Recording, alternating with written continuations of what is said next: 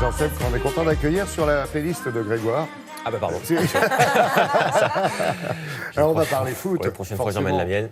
Avec la Coupe d'Afrique des Nations. Effectivement, on connaît l'affiche de la finale de la CAN. Ce sera Algérie-Sénégal. Les Algériens qui se sont qualifiés hier soir en demi-finale. En silence, effectivement, en battant le Nigeria. Alors c'est une qualif historique quand même pour les Algériens parce que ça faisait 29 ans qu'ils attendaient de se qualifier pour une finale de la CAN. La dernière fois, c'était en 1990. Il faut remonter un peu le temps.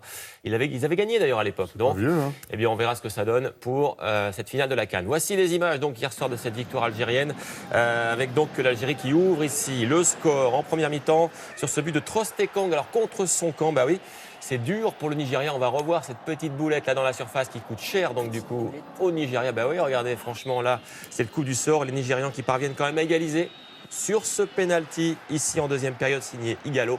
À ce moment-là, ça fait un partout. Voici le but vainqueur signé Mahrez sur ce coup franc splendide de Buzyn. La joie du buteur, la joie de toute une équipe également. Et on revoit pour le plaisir ce coup franc magnifique de Mahrez qui est forcément ce matin héros de tout un peuple. Alors, l'Algérie qui sera opposée, je l'ai dit, au Sénégal qui a battu en prolongation la Tunisie avec ce but, là aussi contre son camp inscrit par Dylan Brown à la 100e minute tout rond. Décidément, vous avez raison Valérie, c'est la deuxième fois dans leur histoire que les Sénégalais joueront une finale de la CAN. Et donc, pour tout le monde, pour se mettre d'accord, ce sera vendredi soir.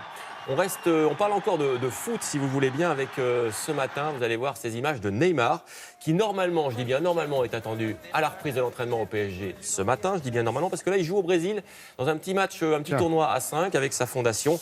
C'était hier, donc. Et vous savez ce qu'il a dit à la presse, que son meilleur souvenir, eh bien, dans sa carrière, c'était la remontada. Vous savez, cette victoire de Barcelone contre le PSG 6-1. Je pense que ça va faire plaisir aux dirigeants du PSG ce matin. Ils ont eu, à mon avis, connaissance de cette petite phrase. Neymar, il fait rien, qu'est-ce qu'il veut ? Il est rigolo, Neymar. Oui, il est drôle. Alors, regardez, du tennis avec une finale historique, un spectacle époustouflant quand même sur le gazon de Wimbledon. Hein. Vous l'avez vu ? Ouais. Et jeté un petit coup d'œil, non ? Ah oui. Quel match, mais quelle intensité, franchement. Alors, vous savez, pour écrire l'histoire, on dit qu'il faut deux héros, deux acteurs. En tout Ils cas. étaient là ? On a simplement envie de dire ce matin, bravo à Novak Djokovic, le vainqueur. Bravo également à Roger Federer, le vaincu. Un match d'anthologie. Alors, voici les images du vainqueur, Novak Djokovic, qui a mis de longues secondes à réaliser qu'il l'avait gagné. Il a donc savouré ce moment. Il a même, regardé, croqué sa victoire. Oui. Eh oui. Il a mis en tout cas KO. Bah oui. Faut pas qu'il fume, oui, quoi. Faut pas qu'il fume, voilà. Mais il a mis KO le maître suisse, un vainqueur 8 fois Wimbledon. Ces deux-là, ils sont allés au bout du suspense. 5 heures, 5-7. Il était dos à 12-12 dans le cinquième. Il a donc fallu instaurer la nouvelle règle du super tie-break. Et donc, c'est Novak Djokovic qui a remporté cette balle de match. Ici, numéro 1 mondial serbe, qui empoche son 16e titre en Grand Chelem. Il revient à 4 longueurs de Federer, qui en compte 20. Et ce trophée donc remis par Kate Middleton. Ça valait le coup d'attendre. Regardez ça, image sympa. Ouais. Allez, comme c'est lundi et que c'est tous les 15 jours, ça fera plaisir à Valérie de la F1 avec le Grand Prix d'Angleterre. Et d'abord cet accrochage entre Verstappen sur sa Red Bull et Vettel sur sa Ferrari. Là aussi, petite boulette quand même.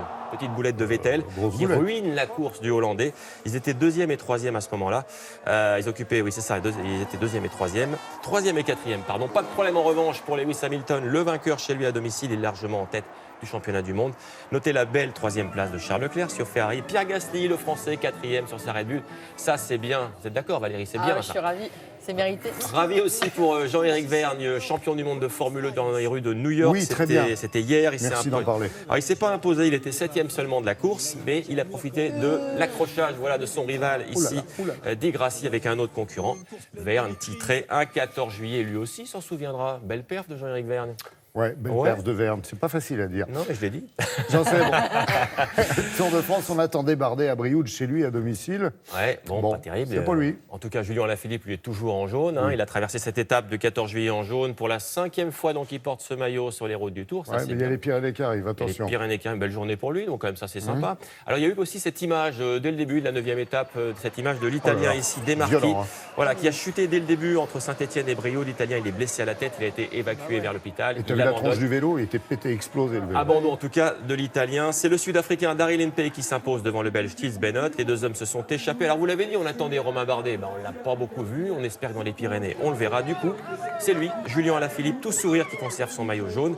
Alors aujourd'hui, 10e étape entre Saint-Flour et Albi. Normalement, il devrait passer une journée tranquille. Et puis on termine avec ces images de sport virtuel. Voilà, vous mettez un masque et puis vous obtenez de la réalité augmentée. Donc vous pilotez ces drones là comme si vous y étiez. Ça se passe à Turin, c'est en Italie, les meilleurs spécialistes du monde étaient là. Juste pour vous donner une info, on passe de 0 à 100 en 1 seconde 5. Vous voyez, il faut être un peu pointu au pilotage. En vitesse? Ouais, 0 à 100 en 1 seconde 5. Donc eux, ils savaient faire ça, vous avez vu les vainqueurs.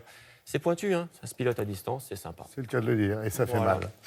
Merci quand ça se plante, bien sûr. Merci Jean-Seb, merci beaucoup Valérie, merci Jean-Seb.